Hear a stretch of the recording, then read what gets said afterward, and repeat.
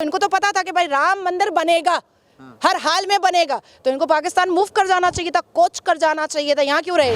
जहाँ की एक ही बीवी तो नहीं थी मुमताज़, उसकी कज़न सिस्टर भी उसकी बीवी थी, उसकी छोटी बहन भी उसकी बीवी थी, उसकी बड़ी बहन भी उसकी बीवी थी। और देखिए जिस मस्जिद के बारे में भाई साहब बोल करके गए, 5 एकड़ की ज़मीन उनको मिली है, अब तक वो लोग नींव भी नहीं रख पा रहे हैं। और बाबर की जो 13 साल की जो बीवी थी ना, जिसको वो अपने हरम में रखता था, उसका पूरा चिट्ठा मैं उसी मस्जिद के बाहर खड़े होकर के बोल दूँगी। भाई मोदी जी तो राम मंदिर को लेकर के पॉलिटिक्स नहीं कर रहे हैं, पर ये लोग सबसे ज्यादा चैनल पे बैठे हुए हैं। बातचीत करने के लिए आज हमारे साथ नाजिया खान जी हैं। नाजिया खान जी कैसे देखते हैं 20 दिन पहले सोनिया गांधी, मल्लिकार्जुन खड़गे, अभिरंजन चौधरी को न्योता आता है, वो कहते हैं कि 20 दिन के बाद वो कहते हैं कि हम राम प्राण प्रतिष्ठा में नहीं जाएंगे, तो ऐसा क्यों है? धर्म संकट आ गया क्या कांग्रेस पे?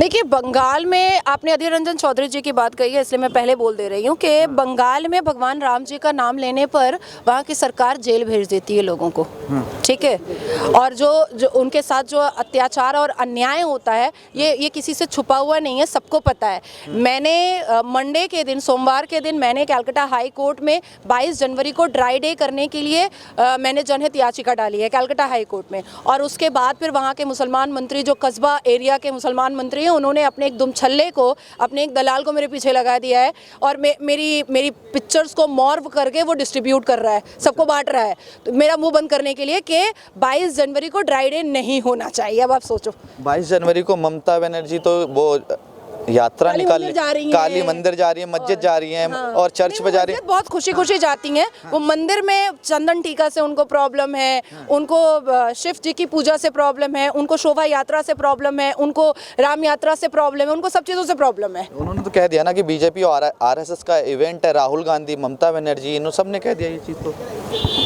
देखिए ये इवेंट जो है, ये जो खूबसूरत दिन है, ये इस भारत के लोगों का है, ये उन लोगों का है, उन संतों और महंतों का है जिन्होंने पर्वत को भी ना चादर बनाकर ओढ़ा था और वो गए थे वहाँ पर, वहाँ के न्याय के लिए वो लड़ रहे थे। और 1885 से ये लड़ाई हो रही थी, तो क्या सब सो रहे थे? जिनको प्रॉब्लम था पाकिस्तान चले जाना चाहिए था, यहाँ रहने की ज़रूरत तो नहीं थी। 1885 में पहला फैज़ाबाद में फाइल हुआ था, और 1858 में अगर जाऊँ मैं तो 1858 में भी पहला पिटिशन दिया गया था। फिर 1717 में चले जाऊँ अगर मैं, जो जयपुर के राजा जय सिंह ने जो वहाँ पर चबूतरा बनाया था, तो ये बात तो 1717 से मैं उठा सकती हूँ। फिर तो इनको तो पता था, 1947 में आज़ादी हुई, तो इनको तो पता था कि भाई राम मंदिर बनेगा, हर हाल में बनेगा, तो इनको पाकिस्तान मूव कर जाना चाहिए था, कोच कर जाना चाहिए था। यहाँ क्यों रहे?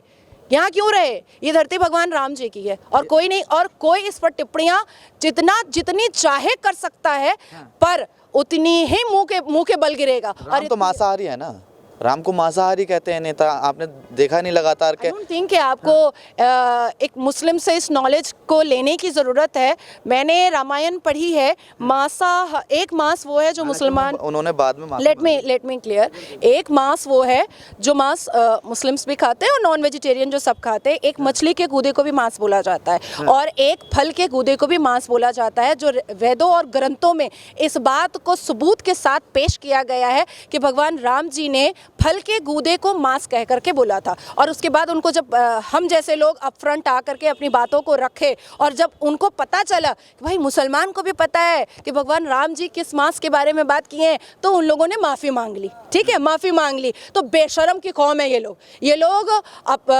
आस्था की जगह को जिस तरह से मलाइन कर रहा है, जिस तरह से डिफेम कर रहा है। भाई मोदी जी तो राम मंदिर को लेकर के पॉलिटिक्स नहीं कर रहे हैं, पर ये लोग सबसे ज़्यादा चैनल पे बैठे हुए हैं विरोध करने के चक्कर में, तो इनकी टीआरपी हो रही है राम मंदिर पर। नाजिया जी, आपने बोला कि मोदी जी इस राम मंदिर को लेकर राजनीति नहीं कर रहे, ओवैसी कह रहे हैं कि मुसलमानों को दबाया जा रहा है।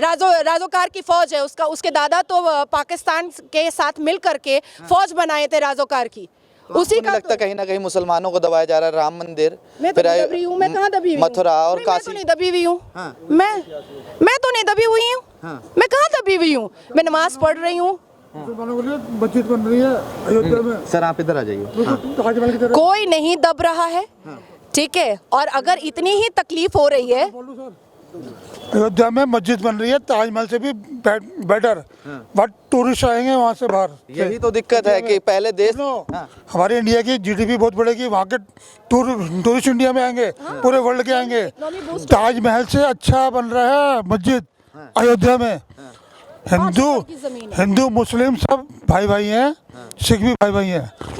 पूरे सऊदी अरब के मक्का के लोग आ रहे हैं यहाँ पे। नाजिया जी अभी सर ने बोला कि वहाँ मस्जिद बहुत खूबसूरत बननी है, इसी बात को लेके बन रही है ताजमहल से भी बेटर। ताजमहल का नाम लिया। ताजमहल पहले देश को जाना जाता था ताजमहल के नाम से, अब राम मंदिर के नाम से जाना जाएगा। तो मुसलमानों के हक की चीज़ें छीनी जा रही, ओवैसी भी ये कह रहे हैं।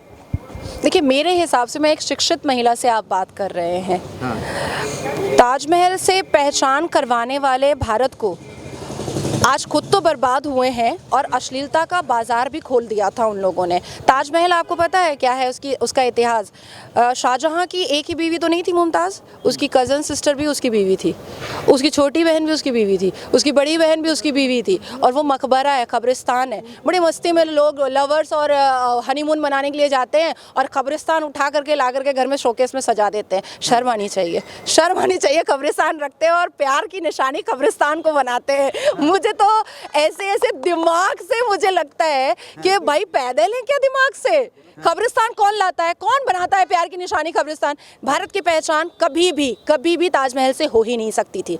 अगर मैं मुस्लिम हूँ, आप मुझसे भी पूछिएगा ना, तो मैं पैगाम रसूल हूँ, मैं पैगाम मुगल नहीं हूँ। ये कभी नहीं हो सकता है। मैं 30 पारा अल कुरान का पढ़ी हूँ, तो मैं पैगाम रसूल बन सकती हूँ। मैं रसूल का पैगाम बाकी लोगों तक पहुँचा सकती हूँ, लेकिन मैं मुगल का पैगाम पहुंचाने के लिए तो कोई नहीं हूँ। और मुगलों की ठरकबाजियां कौन नहीं जानता है, कौन नहीं जानता है। और देखिए, जिस मस्जिद के बारे में भाई साहब बोल करके गए, 5 एकड़ की जमीन उनको मिली है, अब तक वो लोग नींव भी नहीं रख पा रहे हैं। अब तक कुछ नहीं। रमजान में पहली ईंट रखी जाएगी, ईंट रखी जाएगी, ठीक है। और उसका नाम मोहम्मद बिन अब्दुल्ला मॉस्क क्यों रखा गया? बाबरी मस्जिद क्यों नहीं रखा गया? इसलिए नहीं रखा गया क्योंकि हम जैसे मुसलमान सामने आकर खड़े हुए हैं और बाबर की जो 13 साल की जो बीवी थी ना, जिसको वो अपने हरम में रखता था, उसका पूरा चिट्ठा मैं उसी मस्जिद के बाहर खड़े होकर के बोल दूंगी और हम जैसे लोग बोलेंगे। इसलिए उस मस्जिद का नाम मोहम्मद बिन अब्दुल्ला रखा आप गया। वो सच्चाई बताएं जी, जो 13 साल की आप गाय बता। किसको नहीं पता है? जिसने हिस्ट्री की किताब पढ़ी है, क्लास 6, 7, 8, 9, 10 सब में लिखा हुआ है कि बाबर की कितनी बीवियां थी और सबसे छोटी बीवी जो थी वो 13 साल की थी। हाँ। अच्छा, सवाल ये है कि बिहार के शिक्षा मंत्री कह देते हैं कि अयोध्या की जो राम मंदिर बन रहा है वो विवादित गलियां हैं, वहाँ हॉस्पिटल होना चाहिए था, वहाँ स्कूल होना चाहिए था। राम मंदिर की क्या, जो राम तो हर जगह कड़ में राम है। बिहार के बोले हैं। हाँ, बिहार के तो बिहार के ही ना, बिहार में एक मंदिर है, हनुमान मंदिर। तो वो तो कैंसर हॉस्पिटल चलाता है, पूरा खर्चा तो वो हनुमान मंदिर ही उठाता है। तो मुझे लगता है कि बहुत सारे अस्पताल खुल जाएंगे, बहुत सारी यूनिवर्सिटी खुल जाएगी, बहुत कुछ हो जाएगा। बस इनॉग्रेशन होने दीजिए ना। अभी तो देखिए ना, अयोध्या जैसे लग रहा है पैर रखने की जगह नहीं है। अभी कोई कहीं वेकेशन में जा ही नहीं रहा है, सब अयोध्या जा रहा है। हाँ, तो एक बार ओपन तो होने दीजिए, इनॉग्रेशन तो होने दीजिए। जब बिहार का एक हनुमान मंदिर इतना बड़ा कैंसर हॉस्पिटल चला सकता है, तो राम मंदिर क्यों नहीं चलाएगा? बिल्कुल चलाएगा। अच्छा, बिहार के तेजस्वी यादव भी यही कहते हैं कि हमको सपना। मैं जाहिलों की बात नहीं करती हूँ, सपने में राम अनपढ़ जाहिल लोगों की बात मुझसे पूछ रहे हो। एक पढ़ी लिखी औरत से पूछ रहे हो जो अपनी बीवी को मार कूट करके भगा दिया, अपनी बीवी को गाली गलौज करके भगा दिया, बाप चारा घोटाला में अंदर। अब बड़ा भाई, छोटा भाई जो है वो क्रिश्चियन से शादी कर करके सेंटा क्लॉज के साथ मना रहा है क्रिसमस। ऐसे लोगों के बारे में मैं टिप्पणियां नहीं करती। अच्छा, राहुल गांधी भी कह रहे हैं कि बीजेपी और आरएसएस का इवेंट है। उनको अब 24 के इलेक्शन के बाद संन्यास में जाना चाहिए। अच्छा, हाँ, वही सबसे बेस्ट होगा। और या तो शादी करके एकदम सेटल्ड हो जाना चाहिए। न्याय जोड़ो यात्रा कर उन्हीं के परिवार ने सबसे ज्यादा अन्याय किया था। किस तरह से अन्याय किया था? चलिए ठीक है, शाह बानो सायरा बानो के साथ अन्याय, सुजर जॉर्डन के साथ अन्याय, ठीक है, उसके बाद फिर निर्भया के साथ अन्याय। तो सब धर्मों के साथ अभी मैं, और बहुत लंबी लिस्ट है, 1 घंटे खड़े होकर के बोलना पड़ेगा मुझे। तो सब धर्मों की बेटियों के साथ कांग्रेस ने अन्याय किया हुआ है। ठीक है, ये नाजिया खान जी ने जो बताया, आपको कैसा लगा जरूर बताएं, कमेंट में अपनी राय रखें। जय हिंद, जय भारत।